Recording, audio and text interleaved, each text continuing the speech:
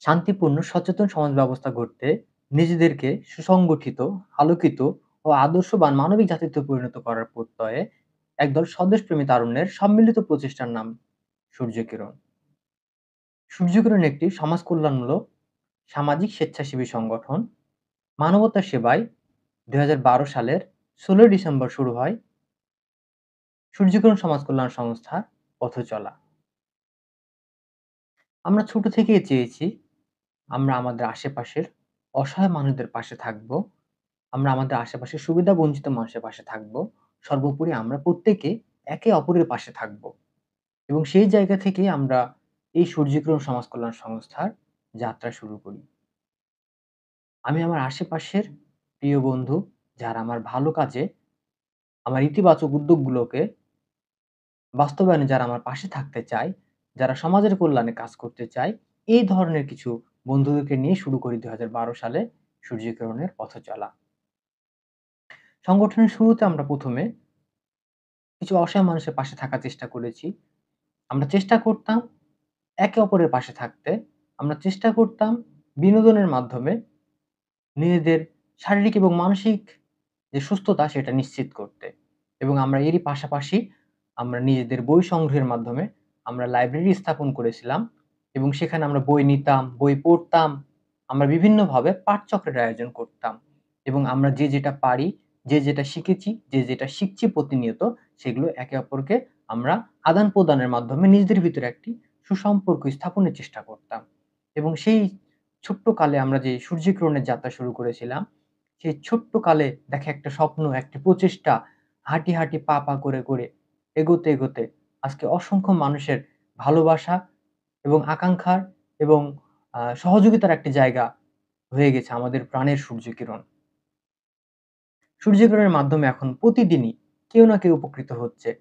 আমরা চেষ্টা করেছি অসহায় মানুষের পাশে দাঁড়াতে। আমরা চেষ্টা করেছি একজন মুমূর্ষু মানুষের পাশে দাঁড়িয়ে তাকে রক্তদান করতে। আমরা চেষ্টা করেছি একটি থ্যালাসেমিয়া রোগী, একটা কিডনি রোগী, একটা ক্যান্সার রোগীর পাশে দাঁড়াতে। আমরা চেষ্টা করেছি তাদেরকে রক্তদান সহ বিভিন্নভাবে সেবা দানের মাধ্যমে তাদের সহযোগিতা করার মাধ্যমে তাদের পাশে থাকতে আমরা চেষ্টা করেছি। আমরা চেষ্টা করেছি আমাদের প্রকৃতি সুরক্ষায় বৃক্ষরোপণ কর্মসূচি সহ নানা রকম সচেতনতামূলক উদ্যোগ গ্রহণ করতে চেষ্টা করেছি। এর পাশাপাশি আমরা সুবিধাবঞ্চিত শিশুদের নিয়ে আমরা শিক্ষা কার্যক্রম, তাদের জন্য আমরা পাঠশালা স্থাপন করেছি।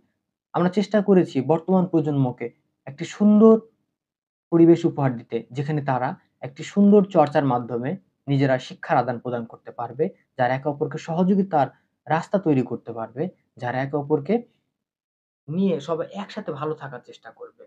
সেই জায়গা থেকে সূর্যকিরণ এতদিন ধরে চেষ্টা করে এসেছে সবাই মিলিয়ে একসাথে ভালো কাজ করতে। নতুন প্রজন্মর কাছে একটি ভালো বার্তা পৌঁছে দিতে যে আমাদের এই বাংলাদেশ, আমাদের এই মাতৃভূমি সেবায়, এই মাতৃভূমিতে বসবাসকারী সকল মানুষের সেবায় আমাদেরকে আত্মনিয়োগ করতে হবে। এটি আমাদের দায়িত্ব, এটি আমাদের কর্তব্য। সেই জায়গা থেকে সূর্যকিরণ সবসময় চেষ্টা করেছে তরুণদেরকে তাদের দায়িত্ব এবং কর্তব্যের বিষয়ে সচেতন করতে এবং তাদের দায়িত্ব এবং কর্তব্য পালনের জন্য সার্বিক সহযোগিতা করতে।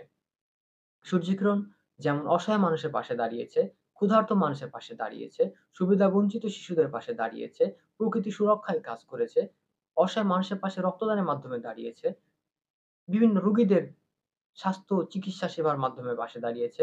আমরা বিভিন্ন রোগীকে বিভিন্নভাবে সেবা দান করেছি। আমরা শীতবস্ত্র বিতরণ করেছি, আমরা অসহায় মানুষদেরকে খাদ্য সামগ্রী বিতরণ করেছি।